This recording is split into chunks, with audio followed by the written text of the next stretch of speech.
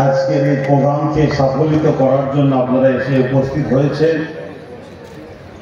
তাই আমি প্রথম আপনাদের সকলকে ধন্যবাদ ও আন্তরিক ভালোবাসা জানাই। আজকের বিষয় কি আপনাদের জানতে আর বাকি কারণ নাই, তারপরও লাস্টে বক্তব্য দেওয়া খুব সমস্যা। আগে যারা আছে সব তো বলে দেয়, তবে তাদের থেকে নিয়েই আমি একটু একটু করে শুধু আপনাদের বলবো, কিন্তু আপনাদের 15-20 মিনিট ধৈর্য ধরার সময় আছে তো নাকি? তাহলে এখানে তো কাউকে বিরিয়ানি দিয়ে আর পয়সা দিয়ে আনা হয়নি, তাই টেনশন হয় যে থাকে কিনা। তবে এতটুকু বুঝি, যেখানে বিরিয়ানি ও পয়সাও কাজ হয় না, সেই জায়গাটা হলো ইমানের মহব্বতের ভালোবাসা, যে সম্পর্কে আজকে আপনারা এসে দাঁড়িয়েছেন। আজকের বিষয় সাকরাইল ফুরফুরা শরীফ আহলে সুন্নাত ওয়াল জামাতের থানা কমিটির ব্যবস্থাপনাতে করা হয়েছে কাশ্মীরের পহেলগামে একদল সন্ত্রাসবাদীদের বর্বরচিত হামলা। আমার ভারতবর্ষের নিরীহ 26 জনের প্রাণ গেছে। আমরা নিন্দা শুধু জানাই, দুঃখের বিষয় আমাদের হাতে ক্ষমতা তো নাই এর কিছু করার। তবে কখনো কখনো মনে হয় যদি ক্ষমতা থাকতো, ওই সন্ত্রাসবাদীদেরকে নিয়ে এসেও আমরা প্রকাশ্য দিল্লির রাজপথে তাদেরকে এমন মর্মান্তিক ভাবে শাস্তি দেওয়া হতো, যাতে করে কোনোদিন কেউ না ভারতীয়দের উপরে জুলুম করার স্বপ্ন আর কেউ দেখে। কিন্তু দুঃখের বিষয়, ক্ষমতা যাদের হাতে, তারাই তো বিনা দাওয়াতে পাকিস্তানে বিরিয়ানি খেতে যায়। ক্ষমতা যাদের হাতে, তাদের বন্ধু তো এখনো পাকিস্তানের সঙ্গে কারেন্টের সাপ্লাইয়ে পয়সা ইনকাম করছে। এজন্য সন্ত্রাসবাদীরা 300 কিলোমিটার আগিয়ে এসে ধর্ম জিজ্ঞেস করে 26 জন নিরীহ ভারতীয় শুধু মারা গেছে তা নয়, তাদের সন্তানগুলো আজকে বেসাহারা। কি ভাবছেন গভর্নমেন্ট তাদেরকে দেখবে? আমরা দেখেছি ওই কাশ্মীরে 40 জন ভারতবর্ষের সেনা পুলওয়ামায় আক্রান্ত হয়েছিল সন্ত্রাসবাদীদের হামলায়। 300 কেজির উপর আদেশ নিয়ে আসা হয়েছিল। 6 বছর হয়ে গেছে, এখনো কোনো হিসাব হয়েছে? এখনো কোনো বিচার হয়েছে? কেন? আমরা দেখছি বর্তমান ভারতবর্ষের আকাশে এমন একটা কালো মেঘ উঠেছে, যেখানে যারাই শাসক, তারাই শোষক, যারাই ক্ষমতায় আছে, তারাই দেশকে শেষ করছে। আজকে আমরা দুর্বল। ভারতবর্ষে 3 শ্রেণীর মানুষ আছে। এক শ্রেণীর মানুষ এত উপরে উঠে গেছে, তাদের নিচের দিকে তাকাবার সময় নাই। তারাই তো দেশকে খরিদ করছে, যারা আমাদের কেন্দ্র সরকারের বন্ধু। আপনারা সব নামগুলো জানেন। দ্বিতীয় শ্রেণী হলো যারা মিডিল ক্লাস। তারা উপরে উঠার জন্য এত ব্যস্ত, দেশ ধ্বংস হয়ে যাচ্ছে, তাদের কোনো খেয়াল নেই। নেতাদের চামচাগিরি করে করে শুধু অবৈধভাবে কন্ট্যাক্ট নেবো, টাকা ইনকাম করবো, এই চিন্তায় পেরেছেন। দেশকে নিয়ে ভাবার সময় না। তৃতীয় আরেকটা শ্রেণী, যারা অবশ্যই ভারতবর্ষের জন্য জীবন মরণ আজও লড়ছে, কিন্তু দুঃখের বিষয় তারা একেবারে মাটিতে পড়ে থাকালো। তারা না বললে কেউ শোনে না, তাদের লড়াই করে ক্ষমতা আছে, না তাদের অর্থ পাওয়ার আছে, না রাজ পাওয়ার আছে। সেই শ্রেণীর সংখ্যা কিন্তু ভারতবর্ষে বেশি। আজকে এই যে পহেলগামে যে হামলাটা হলো, পহেলগামের হামলাকে আমরা নিন্দা জানিয়েছি, কিন্তু পুরো দেশ জুড়ে আন্দোলন চলছে। আজ বাংলাতেও আমরা আন্দোলন করছি। একটাই আমাদের দাবি, আপনি পাকিস্তানে গিয়ে হামলা করেছেন, আপনাকে সাধুবাদ জানাই। কিন্তু আপনার হামলায় নাকি শোনা যাচ্ছে আবার পাঞ্জাবের মধ্যেও যে হামলা হয়েছে, নিজের দেশে গিয়ে হামলা করে ফেলেছেন। এটা কি ব্যাপার, এটা একটু বোঝার দরকার আছে। তবে আপনাকে আমরা শ্রদ্ধা সাথী জানাচ্ছি, আমার দেশের উপরে যারা বারবার হামলা করছে তাদের সঙ্গে সমস্ত রকম সম্পর্ক বিচ্ছেদ করতে হবে এবং যারা আসামি তাদেরকে উপযুক্ত শাস্তি, মৃত্যুদণ্ড দিতে হবে। আপনারা কি একমত নাকি? এইটা যতদিন না হচ্ছে আমাদের এই আন্দোলন প্রত্যেকটা দেশবাসীকে করা দরকার। মনে রাখবেন, আমরা ভারতীয়, আমরা ধর্মীয় কালচারে মুসলমান, ইসলামের অনুসারী। কেউ হিন্দু, কেউ আদিবাসী, কেউ শিখ, কেউ পাঞ্জাবি, কেউ গুজরাটি, কেউ মারাঠি, কেউ বাঙালি, কেউ বিহারি। আমরা বিভিন্ন ভাষা, বিভিন্ন ধর্মের মানুষ, কিন্তু আমরা মানুষ। অথে মানুষের উপরে জুলুম হচ্ছে। এটা দেশের প্রাইম মিনিস্টার সেইটাকে নিয়ে বিহারে ভোট প্রচারে চলে যাচ্ছে। কেউ কেউ তো বলছে যে শুধুমাত্র বিহারের ভোটের ইমোশনাল ব্ল্যাকমেল করবে বলেই পহেলগামে হামলা হয়েছে। অনেকে বলছে, অনেকে এটাও বলছে বিহারের ভোটের পরে আলোচনা বন্ধ হয়ে যাবে। আমরা সেটাও দেখছি, অলরেডি আলোচনা দেশ জুড়ে ঠান্ডা ঘরে চলে গেছে। আমরা কোন জিনিস তাড়াহুড়ো করে ধরি না, কারণ আমাদের প্রফেট মুহাম্মদ সাল্লাল্লাহু আলাইহি ওয়াসাল্লাম জানিয়েছে তাড়াহুড়ো কাজ করা শয়তানের কাজ। আমরা সবকিছুকে ধরি বুঝে সুঝে, আস্তে আস্তে ধরি।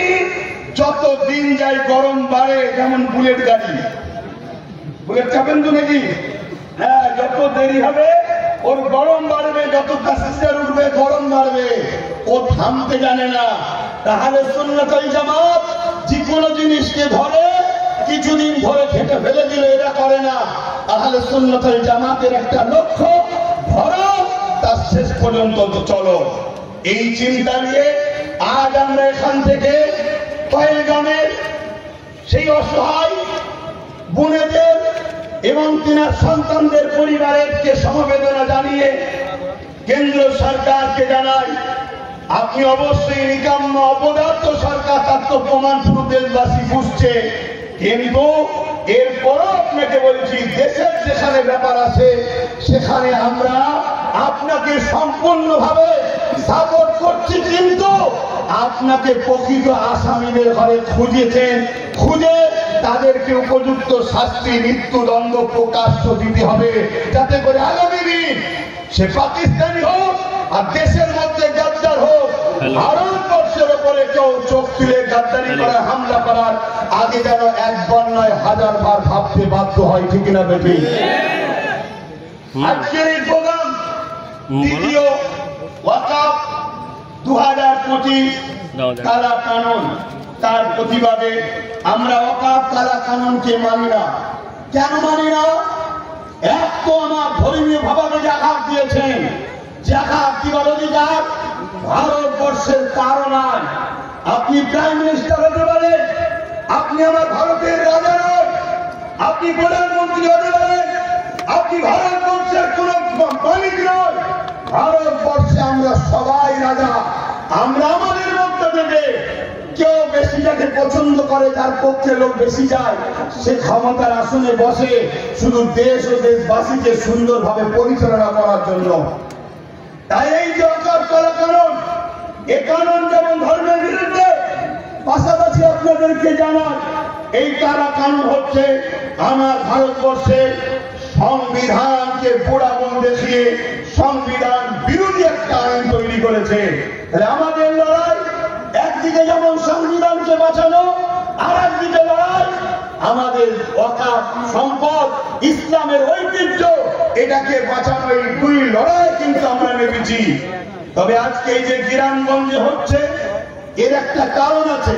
এর কারণটাও বলে যায়। এর কারণ হচ্ছে আমরা যদি 50% পুরুষ হই, 50% কিন্তু মায়ের, যার নারীদেরও জানা দরকার ওয়াকফটা কি, তাদেরও অবদান আছে না নাই? কারণ আমার দেশের সংবিধান আমাদেরকে এমন একটা অস্ত্র দিয়ে গেছে, ওই অস্ত্র 5 বছর ছাড়া ছাড়া একবার করে ধার দিবার সুযোগ পাওয়া যায়। ওই অস্ত্র আমার মা বোনেদের হাতে আছে না নাই? তাদেরকেও একটু জানানো দরকার। তাই প্রথমে আহলে সুন্নাত ওয়াল জামাতে ছোটখাটো কর্মীদের দ্বারা বিভিন্ন জায়গায় তোলা হয়েছে।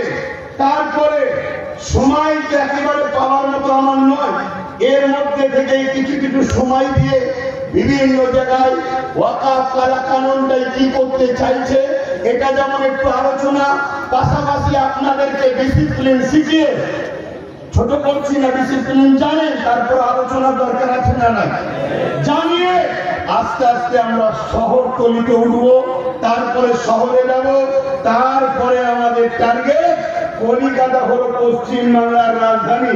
আমাদের ক্ষমতা এই জায়গায়, আমরা কলিকাতায় যাব, তারপরে ভিন্ন রাজ্য থেকেও তারা আন্দোলন করছে, সবাই এক জায়গায় হয়ে একটা দিন আমরা অবশ্যই দিল্লির দুটো আগামী দিন ইনশাল্লাহ যাব। আপনারা রাজি আছেন তো নাকি? রাজি আছেন তো নাকি? মনে রাখবেন, ত্যাগ স্বীকার করতে না পারলে, সংগ্রামের রাস্তায় শক্তভাবে জমে থাকতে না পারলে কখনোই বিপ্লব আসেনি। আমার দেশকে 200 বছর ধরে ব্রিটিশ শাসন করছিল।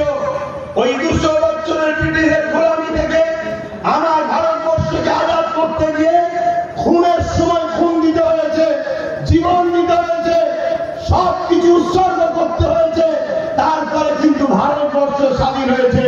সেই 77 বছর স্বাধীনতার পরে আজ আমার ভারতবর্ষের কালো আকাশে এমন একটা কালো মেঘ 2014 সাল থেকে বসলো, একটার পর একটা আইন করছে, যে আইনটা সম্পূর্ণ দেশ বিরোধী, দেশের সংবিধান বিরোধী, দেশের নাগরিকদের ক্ষতি করছে।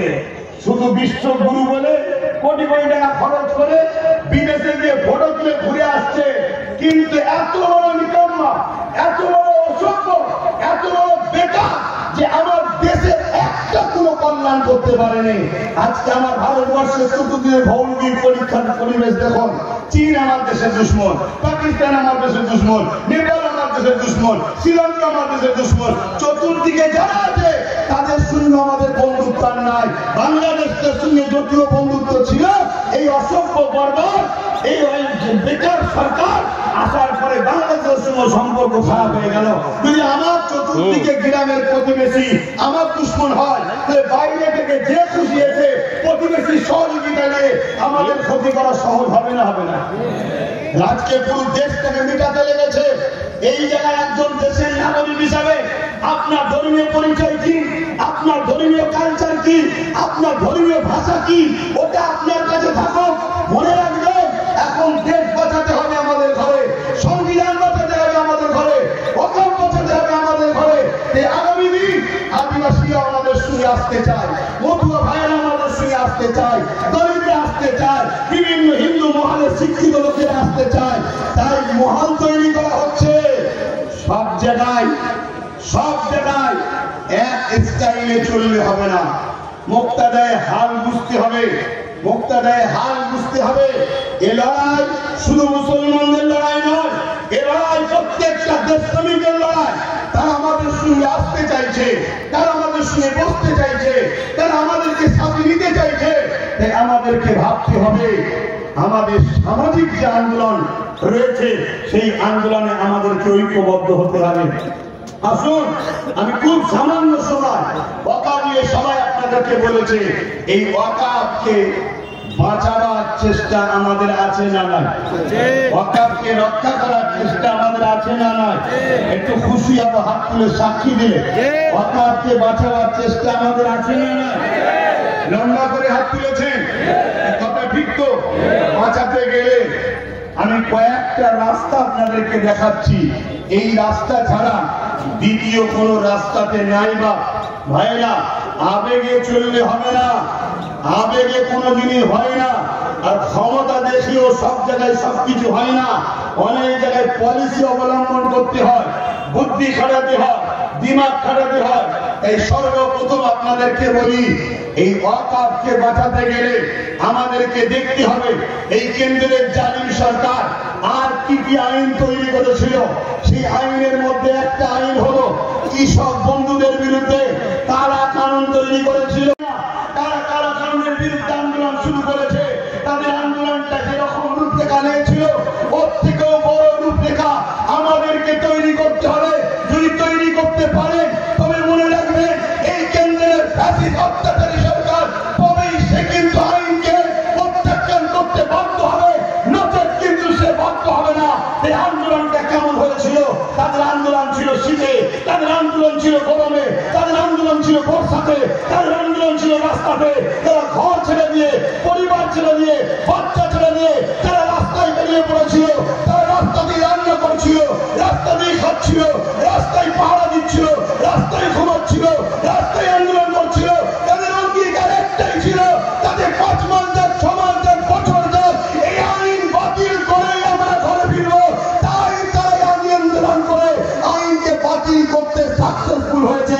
ওই আন্দোলন আমাদেরকেও করতে হবে। আপনারা কি আমার সাথ দিতে রাজি আছেন?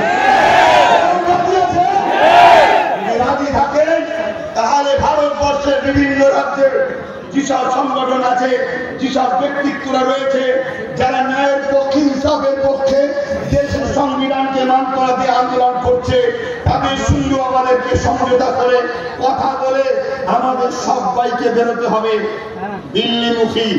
কথা বুঝছেন না? বলেন না? এটা কি কালকে হয়ে যাবে? জোরে বলুন, কালকেই যাবে। এর জন্য আমাদেরকে একটা একটা করে যে কোনো ঘর বানাতে কি করতে হবে বলুন? প্রথমে তলায় একেবারে নিচই খুঁড়তে হয়, তাতে ইট সলিড করতে হয়, খাঁচা বাঁধতে হয়, সেখান থেকে ঢালাই কমপ্লিট করতে হয়, আস্তে আস্তে আস্তে আস্তে উঠতে হয়, গাঁথনি হয়, তারপরে কি বলে তার ঢালাই হয়। সময় লাগে না? লাগে না? আপনাদের সেই ধৈর্য আছে? সেই সময় আছে? আগামীকাল যদি আবার সাকরাইলে ডাকা হয়, আপনারা কি মূল্যবান সময় দিয়ে সেখানে যেতে পারবে? যদি পারেন তবেই সাকসেসফুল আপনারা হবে। এখন আপনাদের কারো মাথায় যেতে পারে এত ত্যাগ স্বীকার করতে হবে, অফারটা কি? আমার আগে হয়তো অনেকে বুঝিয়েছে। আর আমি এখানে আর একটা কথা বলে দিই, এখানে যতজন বক্তব্য দিয়েছে প্রত্যেকের বক্তব্য প্রত্যেকের নিজের দায়িত্ব। কারণ আমি সবার বক্তব্য শুনিনি। আমি এসে আমানুল্লাহ ভাই মৌলানা সাহেব তিনি দু কথা বলছিলেন, কিন্তু তখন নামাজে ছিলাম, শুধু ঢুকছিলাম, গলাটা বুঝলাম আমাদের মৌলানা আমানুল্লাহ সাহেব তিনি বলছেন। তারপরে নামাজ ছেড়ে মুফতি বাকিবুল্লাহ সাহেব তিনি বক্তব্য দিচ্ছিলেন, আমি আসলাম। তার আগে কারো বক্তব্য কিন্তু আমি শুনিনি। অতএব যার যার নিজের নিজের দায়িত্ব কিন্তু রয়েছে। তবে আমরা সংবিধান বিরোধী কোন মুসলমানকে ভাই বলে মানি না। আমরা দেশ বিরোধী কোন মুসলমানকে পানি পর্যন্ত খাওয়াতে চাই না। কারণ এই দেশকে স্বাধীন করতে গিয়ে প্রচুর রক্ত টন টন দিতে হয়েছে। তার মধ্যে যেমন আস্তাকুল্লাহ খানও আছে, তেমন ভগৎ সিং রয়েছে, ঠিক তেমনি কি বলে হাফেজ তিতুমির রয়েছে, তেমনি বিরসা মুন্ডা, স্যার সিধু কানু, ইনাদের সবাই ভারতবর্ষের মানুষ জীবন দিয়েছে। অতএব সেই দেশের সঙ্গে কেউ যদি গাদ্দারি করে সে কখনো আমাদের দেশবাসী, আমাদের ভাই হতে পারে না। কিন্তু গর্বের সাথে বলতে হয়, আমাদের মুফতি বাকিবুল্লাহ সাহেব যেটা বলছিলেন, যতগুলো গাদ্দার গাদ্দার ধরা পড়ছে সব কটার সঙ্গে বিজেপির সম্পর্ক। দেখুন, সব কটার সঙ্গে বিজেপির সম্পর্ক। তাহলে পাকিস্তানের এদেশে চাষ করছে কে? তাই তো ভাবতে হবে 300 মিটার 300 কিলোমিটার দূরে এসে কি করে মেরে চলে গেল। চাকরিখানি ব্যাপার তো, যার আলোচনা আরো হবে। আমি শুধু বলতে চাইছি, অনেকে ভাবতে পারেন যে ওয়াকাফটা নিয়ে এত আমাদেরকে চিন্তা করতে হবে কেন? অনেক মুসলমানের এমনও স্বপ্ন হয়েছে যে আমাদের দিদিমণি আছে, তিনি বাঁচিয়ে দেবেন। আমি দিদিমণির ভালোবাসার মানুষদেরকে বলছি, আজকে আপনি খবর পেয়েছেন কি জানি না, আমার বাংলার চুচুড়াতে হাজী মুহসিন সাহেব জিনার অবদান ওয়াকাফে এত, অন্য 10 জনের সাথে তুলনা করলে তিনার অবদানকে 10 জনের মধ্যে রাখতে হবে। এত তিনার অবদান রয়েছে। তিনি তিনার অর্থ, জমি, জায়গা সব দান করে গেছে মুসলিম গরিব ছেলেদের পড়াশোনার জন্য, মুসলিম গরিব পরিবারের পড়াশোনা বিবাহের জন্য। আজকে সেই হাজী মুহসিন সাহেবের যে অবদান, সেই অবদানের একটা প্রমাণ আপনাদেরকে দিয়ে যায়। আজকের কলম পত্রিকায় দেখুন, ওখানে মুহসিন নামকে হাটিয়ে দেওয়া হচ্ছে। কেন? ওটা তো আর ওয়াকাফ মুসলমানদের না, এটা তো কেন্দ্র সরকারের হয়েছে। যেমন ওয়াকাফ ঘোষণার পরে উত্তরপ্রদেশে 300 বছরের কবরস্থান 60 বিঘে বুলডোজারকে ভেঙে তার লাশকে চূর্ণ বিচূর্ণ করে দিয়েছে। কাল তোমার দাদার কবরের উপরে, তোমার মায়ের কবরের উপরে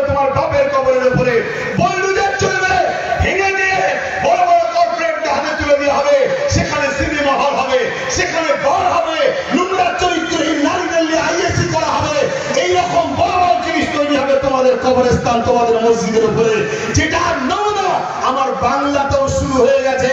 কেউ যদি মনে করো আমরা ঘুমিয়ে আছি, আমাদের দিদিমণি রয়েছে বাঁচাবে, কথা ঠিকই, কেন উনি বলেছেন আমি যতদিন আছে ততদিন হতে দেবো না, তার মানে উনি হেরে গেলে হবে, উনি হেরে গেলে হবে। উনি তো এই টোপটা দিয়ে 30% বোকা মুসলমানকে সহজে ভোটটা নিচ্ছে, এই ভোটটাই তো দিয়েছে। কাল ধরুন উনি মারা গেলেন, তাহলে কি হবে? তাহলে গেল।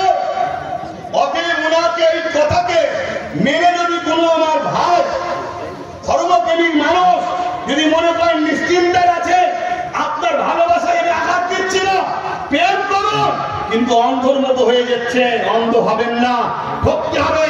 আপনার মায়ের লাশকে নিয়ে, আপনার বাবার লাশকে নিয়ে, আপনার দাদা দাদি নানা নানির লাশকে নিয়ে কবরস্থানে যাবেন, বলবেন এটা ওয়াকফ নয়, এটা সরকার আন্ডারটে, সরকার কবজা হয়ে গেছে, এখানে হাত দেওয়া যাবে না।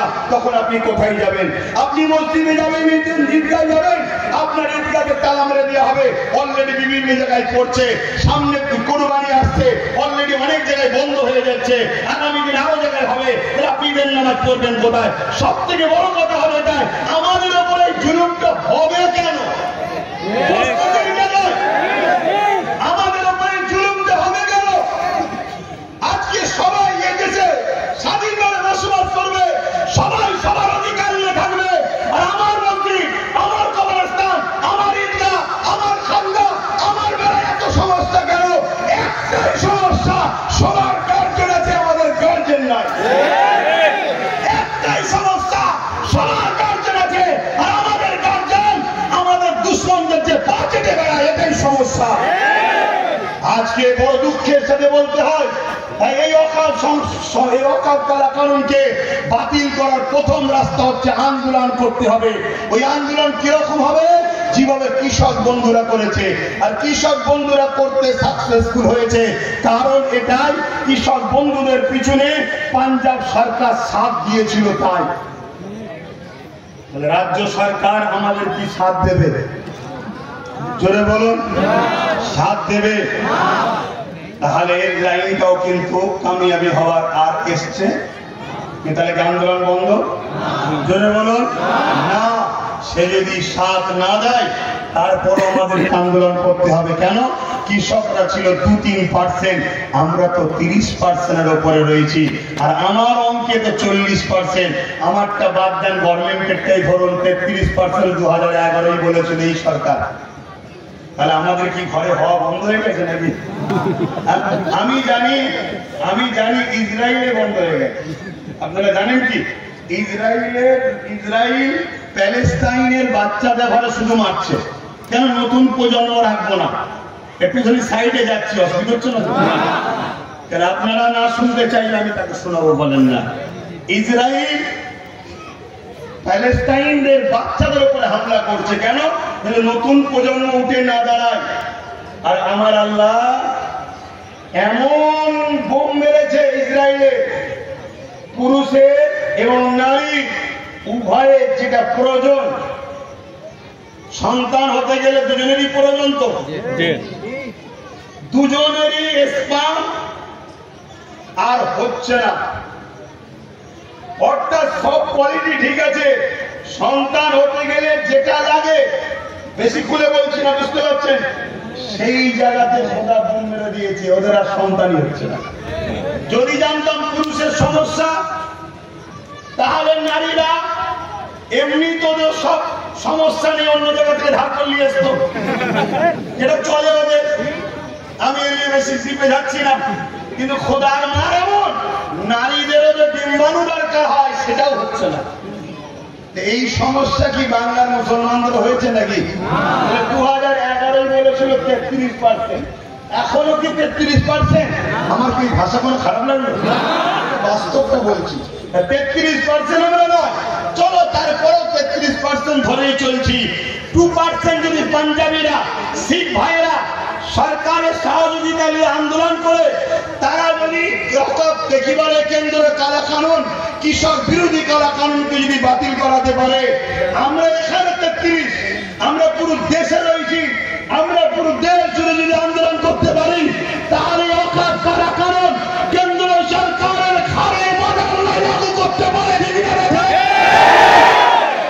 কিন্তু দলের মধ্যে যদি গাদ্দার থাকে,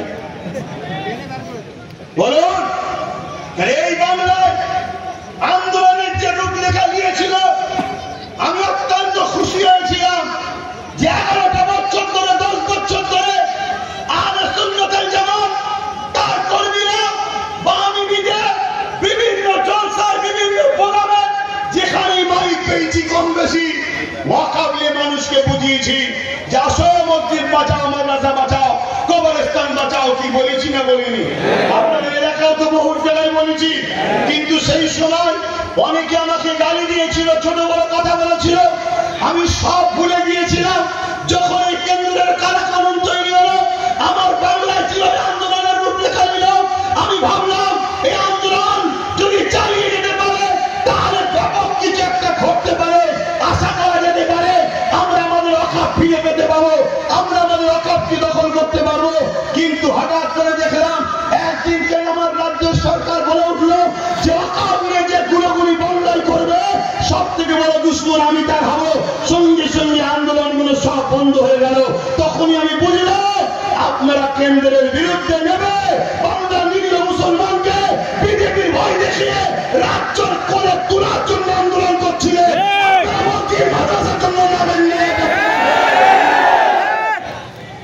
যদি বলেন যে আব্বাস সিদ্দিকী ভুল, তাহলে ভুলের প্রমাণ দেন, কাল পরশু থেকেই শুরু করে দেন পুরো বাংলা জুড়ে যেমন আন্দোলন করেছিলেন।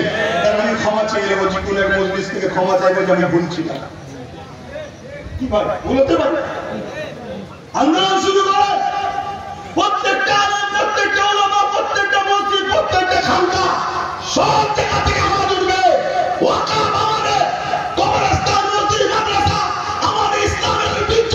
এই ঐতিহ্য আমরা যে হাত তুলবে তার কারো হাত আমরা ভেঙে দেওয়ার চ্যালেঞ্জ এসে যাচ্ছে।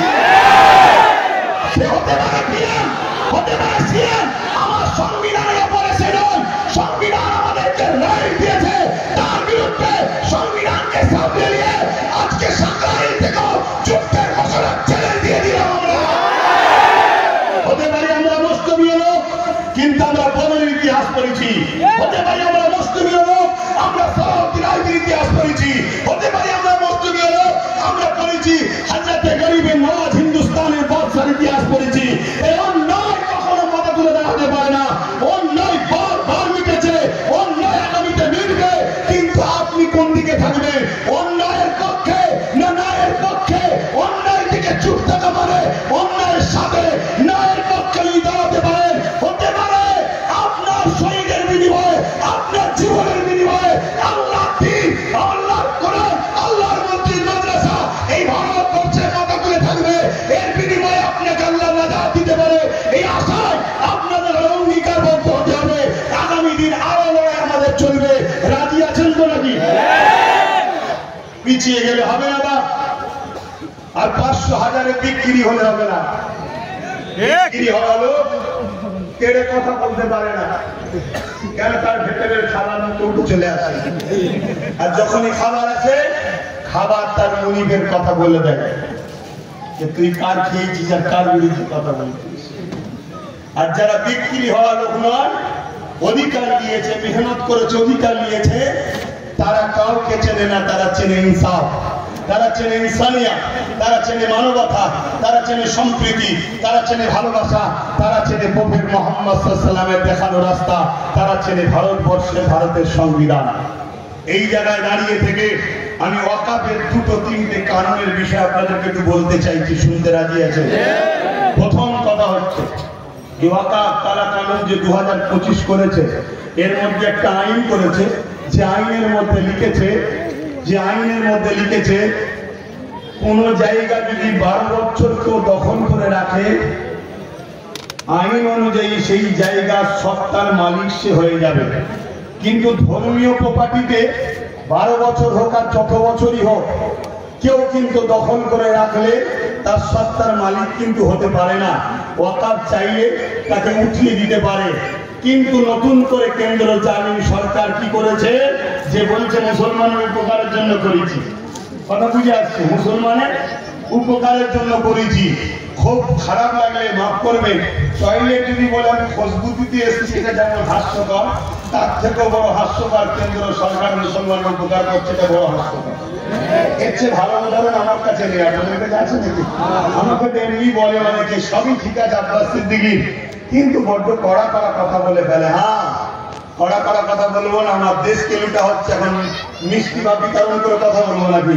আমার ইসলামের উপর আঘাত দেওয়া হয়েছে, মিষ্টি বিতরণ করে কথা বললে আপনি খুশি হবেন মনে হচ্ছে নাকি? তাহলে আপনার শুনে আমার টাকার প্রয়োজন নেই, কিন্তু আপনি আন্দোলনের আপনি থেকে টানার একটা ষড়যন্ত্র। তো সেই জায়গায় কি করছে কেন্দ্র? যদি কেউ অকার জায়গাকে, ধর্মস্থানের জায়গাকেও 12 বছর ধরে দখল করে থাকে, তাহলে সে সেই জায়গার মালিক হয়ে যাবে। কেন্দ্র সরকার অলরেডি 2014 থেকে এসে পুরো দেশ জুড়ে অকাফের জায়গাকে দখল করে রেখেছে। আমি চিন্তা করে দেখছিলাম যে রাজ্য সরকার আমাদের তো আন্দোলন কালাকানুনের বিরুদ্ধে, ইনার হঠাৎ করে মাথায় ব্যথা হলো কেন? ইনি হঠাৎ করে এত রেগে গেলেন কেন? যে বাংলায় যদি কেউ অকাপ গেলে গুলোগুলি করে, তার সব থেকে বড় দুশ্মন আমি হব। এই মাথা গরমের কথা কেন বললো? উনি কি ট্যাবলেট খেয়েছিল সেই সময়? যেমন আজকে কেউ বলছে আমি বারবার ওষুধ খাই তাই আমার হুঁশ নাই। আমি জানি না ওই দলে কি সবাই কম বেশি ওষুধ খাই, কি আমার জানা নেই। এত বড় কথাটা কেন বলতে গেল? আমি চিন্তা করে দেখলাম কেউ একজন বললো না যে আমি ওষুধ খেয়েছিলাম, যে আমার পুলিশ বন্ধুদের মা বললে পরিবার নিয়ে গালিগালাজ করছিল, শুনছেন না? আমার পুলিশ বন্ধুদের বলি, সিট দ্বারা সোজা করেন, সিট দ্বারা সোজা করেন। যাদের সিট দ্বারা সোজা আছে তাদের মা বোনকে কেউ ধমকায়নি, চমকায় না। তাদের মা বললে কেউ খারাপ কথা বলে না, কেন জানে সিট দ্বারা সোজা আছে, পাছা লাল করে ফেলবে। আর যারা প্রশাসন সেজে সিট দ্বারা বিক্রি করেছেন, সেই প্রশাসনদের জন্য আমাদের দুঃখ হয়। আজকে কত অপমান বলুন তো। আমাদের যারা রক্ষক, আমাদের যারা নিরাপত্তা দেয়, সেই প্রশাসন আজকে নিরাপদ নেই। তার বোন, তার বেটি, তার মা নিরাপদে নাই, তাকে হুমকি দেওয়া হচ্ছে, তার মা বোনের স্নানে নোংরা কথা বলা হচ্ছে। এটা কি আমাদের জন্য খুশির খবর না দুঃখের খবর? অত্যন্ত দুঃখের খবর। কিন্তু আমি বলে যাচ্ছি কিছুই হবে না। দেখবেন দেখবেন ওকে আরো বড় পদ দিয়ে হবে, ওকে আরো বড় কোনো জায়গায় পৌঁছে দেওয়া হবে। কেন? ও আজকের বাজারে ঠিক কথা বলেছে, এটাই প্রমাণ দিতে চাইছে। তো যাক, আমি বিষয়ে যাচ্ছি না। আমি বলতে চাইছি কি, রাজ্য সরকার বিরোধী করার কারণ কি? কেন আইনটা করেছে কেন্দ্র সরকার, আন্দোলন হবে কেন্দ্র সরকারের বিরুদ্ধে। লোক আন্দোলনে যে বলবে মোদি হাঁটাও, বিজেপি হাঁটাও, কেন্দ্র সরকার এই তো হবে নাকি? এখানে দিদিমণির হঠাৎ মানা করা হলো কেন? আমি অনেক চিন্তা করে দেখলাম, ও আইনের মধ্যে লেখা আছে 12 বছর কেউ যদি অকাপ দখল করে রাখে, মসজিদ, মাদ্রাসা, কবরস্থান, ঈদগাহ জায়গা, সেটা পার হয়ে যাবে। দিদি দেখছে এই আইনটা যদি চালু হয়ে যায়, অলরেডি আমি আমার চামচারা 75,000 বিঘে জায়গা দখল করে নিজ বাংলায়। কত বলে সব রেকর্ড হচ্ছে, রেকর্ড হচ্ছে।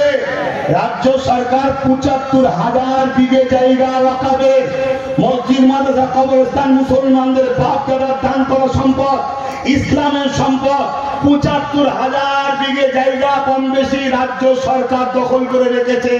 13 বছর চলছে। 12 বছরের আইন যদি লাগু হয়ে যায়, সব সম্পদের মালিক রাজ্য সরকারে যাবে।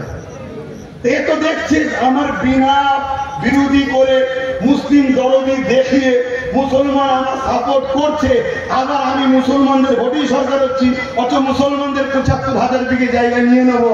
কেউ বুঝতে পারবে না এই আইনের বিরুদ্ধে বলতে দেওয়া। দ্বিতীয় নম্বর এটাও হতে পারে, অনেকে বলছে যে উনি কি করবে, ওপর থেকে চাপ এসছে, যদি বাংলায় আন্দোলন হয় তাহলে সিবিআই ইডি পাঠিয়ে তোমাকে ভাই তুলে আনবে। এই ভয়ের কথা অনেকে বলছে, কিন্তু আমার মনে হয় এই 75,000 বিঘে জায়গাটাই হচ্ছে মেন ইস্যু। চলে আসুন, এই একটা ভয়ঙ্কর আইন তৈরি করেছে। আর কি আইন তৈরি করেছে? আইন তৈরি করেছে কেউ যদি অকাল সম্পত্তি দান করে, তাকে প্র্যাকটিসিং মুসলিম হতে হবে, অর্থাৎ সে কোরআন সুন্নাহ অনুযায়ী ধর্ম মেনে চলে, এই মুসলমান হতে হবে, তবে সে দান করতে পারবে। এখন বলুন, সে মুসলমান না মুসলমান নয়? প্র্যাকটিসিং মুসলমান প্র্যাকটিস করছে কি করে, এ সার্টিফাই করবে কে? জেলার প্রধান, অর্থাৎ ডিএম, কালেক্টর সাহেব, ডিএম, ডিএম আপনার নাম আর রোজা সম্বন্ধে সে কি বলবে? আপনি দান করতে যাবেন, বলবেন না আপনি আপনাকে সঙ্গ চাপে মুসলমানই না, আপনি ফজরের নামাজ পড়েননি, আপনি রোজা রাখেননি, আপনার এই সমস্যা। কি রকম ভাবে ভয়ঙ্কর ভয়ঙ্কর আইন করেছে বুঝতে পারছে, আরো আইন করেছে ভয়ঙ্কর। সময়ের দিকে খেয়াল করে আমি সংক্ষেপ করছি, তাহলে আন্দোলন বাড়াতে হবে না হবে না? আগামী দিন আহলে সুন্নাত ওয়াল জামাত শহরে যাবে, আপনাদের এলাকার শহর, তারপর পশ্চিম বাংলার রাজধানী, সব জায়গায় প্রচার হচ্ছে, এখান থেকেও প্রচার করছি। আগামী দিন ব্রিগেডে যাওয়া আমাদের একটা চ্যালেঞ্জ হয়েছে।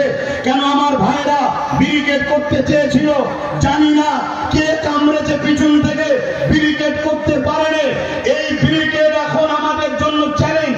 বিজেপি যদি ব্রিগেড করতে পারে, বাম যদি করতে পারে, কংগ্রেস যদি করতে পারে, টিএমসি যদি করতে পারে, আমার হিন্দু ভাইরা তারা যদি লক্ষ কণ্ঠের গীতা পাঠের জন্য ব্রিগেড পেতে পারে, আমরা ভারতের অধিকার রাখি, ভারতের স্বাধীনতায় আমাদের অবদান আছে, দেশকে ত্যাগ দিয়ে বসবাস করছি, আমরা ব্রিগেড পাবো না কেন? আজকে বলুন, চ্যালেঞ্জ দিয়ে আমরা লড়াই করে ব্রিগেড করে দেখাবো, রাজি আছেন? এই ব্রিগেডের স্বপ্ন নিচ্ছি আমি, আপনারা আমার সাথ দেবেন তো নাকি? আমি ভাড়া দিতে পারবো না, খাওয়া দিতে পারবো না, আপনাদের খাইয়ে আর ভাড়া দিয়ে ভর্তি করে সব, আর এই অভ্যাসটা ভেতরে ঢুকে গেছে। এখন বলুন, বিনা গাড়ি ঘোড়া বিনা খাবার নিয়ে নিজের পয়সায় নিজের গাটের খরচ করে কারা কারা আমার ডাকে ব্রিগেড যেতে রাজি আছে? হাত করে হাত শিখতো নাকি? হ্যাঁ, যেভাবে বাংলায় ঘুরছি, যদি সবাই হাত শক্ত হয়, আমি চ্যালেঞ্জ দিচ্ছি, স্বাধীনতার পর থেকে তার আগেও ওই ব্রিগেড কখনো কেউ করেনি, আর আগামীতে ইনশাল্লাহ করতে পারবে। আমরা করে দেখাবো, আর আমরা প্রমাণ করবো যে ব্রিগেড কারো ব্যক্তিগত সম্পদ নয়, দেশের সম্পদ, দায়িত্বে কারো আছে, অবশ্যই তেনাদেরকে আমরা সম্মান করি, কিন্তু আমরা পাবো না কেন? এই জানার অধিকার, এই লড়াইয়ের অধিকার আমাদের আছে না নাই?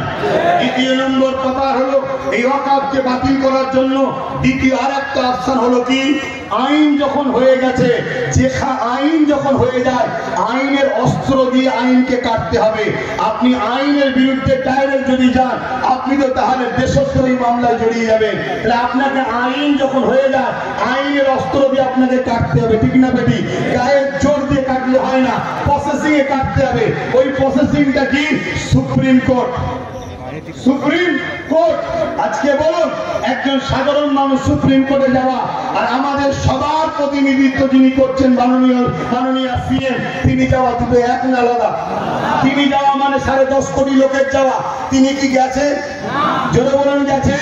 অথচ তিনি বারবার কলকাতার রেডিওতে উঠে কি বলতো?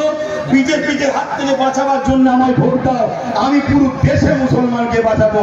মানে ঢপ মারার একটা লাইন আছে, পুরো দেশে বলছে, রাজ্যই বললে আলাদা কথা হতো। আজকে ঠিক আছে, আপনি যদি আমাদেরকে বাঁচাতেই চান বিজেপির হাত থেকে, বিজেপি যখন কালা কানুন তৈরি করেছে, যেখানে তেলেঙ্গানা কি বলে তামিলনাড়ু যাচ্ছে, বিভিন্ন আরো রাজ্য কেস করছে, 8টা রাজ্য কেস করেছে, আপনি কেন গেলেন না? আপনাকে অবিলম্বে কেস করতে যেতে হবে। আর যদি কেস করতে যান, তাহলে 26-এ দিল্লি চলে যান, বলবো না, যার যাকে ভালো লাগে তার সাথে থাকবে, এটাই বলবো। আর যদি আপনি না যান, তাহলে 26-এ মসজিদ মাদ্রাসা কোরআনের বিরোধিতা করে দিল্লি চলে যাও, বলা দরকার। ইমানের দায়িত্ব আছে না? তুলে বলতে হবে, আল্লাহকে বলার দায়িত্ব আছে না? দ্বিতীয় 3 নম্বর কথা, কিন্তু নওশাদ গেছে সুপ্রিম কোর্টে, যাকে এই মুসলমানরা বিজেপির দালাল বলেছিল, তাই তো নাকি? নওশাদকে যারা, আমাকে যারা বিজেপির দালাল বলবে, মনে রাখবেন, এরা সব থেকে বড় বিজেপি। কি করে জানবো? মুসলমানদের সেটিং আছে, ওর সাথে সেটিং আছে বলে কি জানে, এবং নিজে বিজেপি। এটাও স্বীকার করুক যে আমি বিজেপি, তারপরে আমি এসে বলবো দালাল কি দালাল নয়, আগে তো স্বীকার করতে হবে। কথা আমাদের ঢুকে নেই, কত বড় আমাদেরকে ধোকা দিয়েছে। দেখো, আজকে বুকে হাত দিয়ে বলুন তো ভাই, শুনছেন আমার কথা? বুকে হাত দিয়ে বলুন তো, এই মুহূর্তে ধরুন পশ্চিমবাংলায় যিনি সরকারে আছে, উনি বসে আছে, মাননীয়া বসে আছে, কিন্তু আমি যে বলেছিলাম না, 21-এ 3টে পায়া ওনাকে দাও, একটা আমাকে দাও, বলেছিলাম না? ধরুন এই যে চেয়ারে 4টে পায়া, দেখুন, ধরুন মাননীয়াই বসে আছে, কিন্তু 3টে পায়া উনার, একটা পায়া যদি আমাদের থাকতো, উনি ওই চেয়ারে বসে আমাদেরকে হুমকি দিতে পারত, আমাদেরকে দিল্লি চলে যাও বলতে পারত। আজকে বলুন তো, নওশাদের সাথে যে আরো 240 থাকতো আজকের দিনে, আপনাদের উপকার হতো না ক্ষতি হতো? তাহলে আপনারা নিজেদের ভুল করেছেন না করেন? তাহলে 26 এই ভুল করবেন, নিজের পাওয়ার তৈরি করবেন। মনে রাখবেন, লোহা না হলে লোহাকে কাটা যায় না। এটা আপনাদেরকে বোঝাবার জন্য বললাম। তাহলে 3 নম্বর অপশন। দ্বিতীয় হলো সুপ্রিম কোর্ট কেস। কিন্তু সুপ্রিম কোর্টের উপরে আমাদের ভরসা আছে না নাই? আস্থা আছে না নাই? দেশের নাগরিক হিসাবে থাকতেই হবে, নাই কিসের নাগরিক সে। কিন্তু সুপ্রিম কোর্টের যারা বিচারক, তেনারা তো মানুষ নাকি? মানুষ তো নাকি? তার পরিবার বাচ্চাদের তুলে নিয়ে যদি বলে আইনটা এইদিকে না গেলে ঝেড়ে দেবো, সে ভয়ে ওই ফাইন করতে পারে না? পারে না। বা কালকে হয়তো রিটার্ন হবে, আজকে ঢোক করে বলে দিয়ে রাত 12টার সময় সই করতে পালাতে পারে না? পারে না। যেমন বিগত দিন বাবরি মসজিদের সাথে হয়েছিল। আর বাবরি মসজিদের সঙ্গে হওয়ার পিছনে কারণ আছে, আমরা আন্দোলন বন্ধ করে দিয়েছিলাম, তাই হয়েছিল। ঘুমিয়ে পড়লে যাবে না, আপনাদেরকে ঘুমাতে চাইবে। অনেক মোল্লা মৌলভী সাহেব বলবে, অনেক রাজনৈতিক দলের নেতারা বলবে যে কেস যখন চলছে একটুখানি আন্দোলন বন্ধ রাখো। বলবে কেন? আন্দোলন বন্ধ হলে ওখানে রায় উল্টো হওয়ার সম্ভাবনার চান্স বেশি হবে, আর আন্দোলনের তীব্রতা বাড়লে মনে রাখবে ওখানে আইনের রাস্তাটা শক্ত হবে। শেষ অপশন বলে যাচ্ছি, ওয়াকফ কালা কানুন যদি বাতিল করার সত্যি আপনাদের টার্গেট থাকে, মুখে বলবেন বাতিল করব, আর ভেতরে ভেতরে দুশ্মনদের কাছে বিক্রি হওয়া কখনো সম্ভব নয়।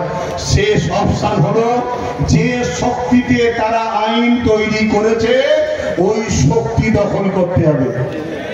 বলুন ওই শক্তির নাম কি? জোরে বলুন। আপনার মসজিদে পুলিশ তালা মারতে আসবে তাদের ইশারায়, কাদের ইশারায়? আপনার ঈদগাতে তালা মারতে আসবে কাদের ইশারায়? আপনার খানকাতে তালা মারতে আসবে কাদের ইশারায়? আপনার কি বলে কবরস্থানে তালা মারতে আসবে কাদের ইশারায়? রাত পাওয়া যাদের হাতে আছে, তাই পুলিশ বন্ধুদের ঘরে গালি না দিয়ে, তাদের সমালোচনা না করে নিজের ভুলকে বুঝতে শেখো। পুলিশ বন্ধুদের ওপরও তোমার যেন পাওয়ারটা থাকে, ওই রাজ পাওয়ারকে তোমাকে দখল করতে হবে। তুমি যদি রাজ পাওয়ার দখল করতে পারো, তাহলে প্রশাসনকে হুকুমতেও করবে না, তোমার মসজিদে কেউ তালা মারতে আসবে না, তোমার মাদ্রাসা কেউ তালা মারতে আসবে না, তোমার ঈদগাতে কেউ বন্ধুদের দিতে আসবে না। কেন? তোমার হাতেই তো পুলিশের পাওয়ার আছে। ওই পাওয়ারটা নাম হলো রাজ পাওয়ার। এই রাজ পাওয়ার দিয়ে যেমন আইন করেছে, আগামী দিন আসো আমরা গর্জে উঠি, রাজ পাওয়ার তৈরি করি। হতে পারে 5 বছর 10 বছর সময় লাগবে, কিন্তু অবশ্যই আমরা আমাদের সম্পদকে ফিরে পাবো। এই পাওয়ারের দ্বারা ফিরে পাবো। আপনারা কি নিজেদের ঐতিহ্যকে বাঁচাবার জন্য দালালি ছেড়ে দিয়ে, দমদাস ছেড়ে দিয়ে নিজেদের রাজ পাওয়ার করতে রাজি আছে? রাজি আছে? রাজি আছে? রাজি যদি থাকেন, তাহলে লড়াইটা গ্রাম থেকে শুরু করুন। গ্রামের 2-10টা দালালের বিরুদ্ধে আপনি লড়তে পারেন না, তো কালকে AK-47 এর সামনে লড়াই করবেন কি? আপনি প্রথম গ্রামের 10টার সঙ্গে লড়াই করার কষ্ট ফোন করে বলবেন না যে আমাকে জুলুম করছে, আমাকে মারছে না। তুমি তোমার গ্রামে যদি স্বাধীন না হও, তোমাকে ফিরে দিতে হবে, তোমাকে লুকে দাঁড়াতে হবে। ওই দাঁড়াতে গেলে প্রথমে তোমাকে তোমার গ্রাম থেকে উঠতে হবে। গ্রামের 2-10টা যারা আছে তাদেরকে বুঝাও, পরিবর্তন হও। সে যদি মুসলমান হয় পরিবর্তন হবে, মুনাফিক যদি হয় তোমার লড়াই আসবে। তা মুনাফিক যদি তোমার মসজিদের দুশ্মন তোমার বিরুদ্ধে আসে, তুমি তার সঙ্গে কি ব্যবহার করা দরকার তুমি জানো না?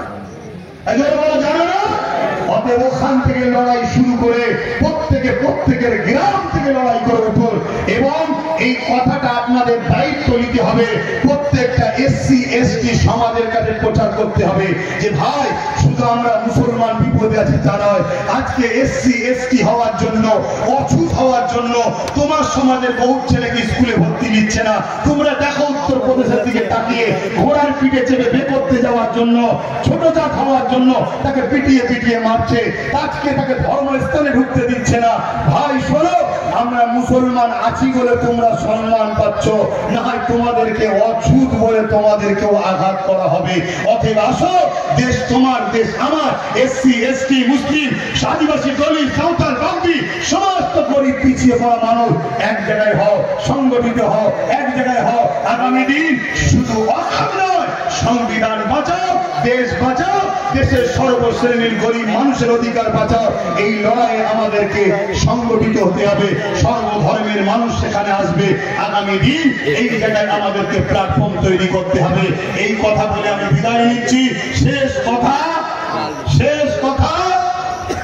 এটাই, এতক্ষণ যা শুনলেন আপনারা বলুন আমি ভুলের ওপরে আছি না ঠিকের ওপরে আছি? হাত তুলে বলুন ভুলে না ঠিকে? ঠিকের ওপরে যদি থাকি তাহলে আগামী দিন যখনই ডাকবো পাশে পাবো তো? পাশে পাবো তো? আমি এখানে সংক্ষেপ করলাম। এখন যারা সঞ্চালক তারা বক্তব্য দেবে। আমার কথা থেকে যদি কষ্ট পান আমার কিছু করার নেই। দেশের স্বার্থে, ধর্মের স্বার্থে ঐক্য হতে হবে। আসুন সকলে স্লোগান দেন, দাঁড়িয়ে যান, সকলে স্লোগান দেন। ভারতবর্ষ, ভারতবর্ষ, ভারতবর্ষের সংবিধান, ভারতবর্ষের সংবিধান, সর্বধর্মের মানুষের ঐক্যের ভারতবর্ষ, সর্বধর্মের মানুষের ঐক্যের ভারতবর্ষ, ভারতবর্ষের সংবিধান। ওয়াকফ কালা কানুন মানছি না, মানব না। ওয়াকফ কালা কানুন মানছি না, মানব না। ওয়াকফ কালা কানুন মানছি না, মানব না। ফুরফুরা শরীফ আহলে সুন্নাত ওয়াল জামাআত নারে দিবেন। আসসালামু আলাইকুম ওয়া রাহমাতুল্লাহ।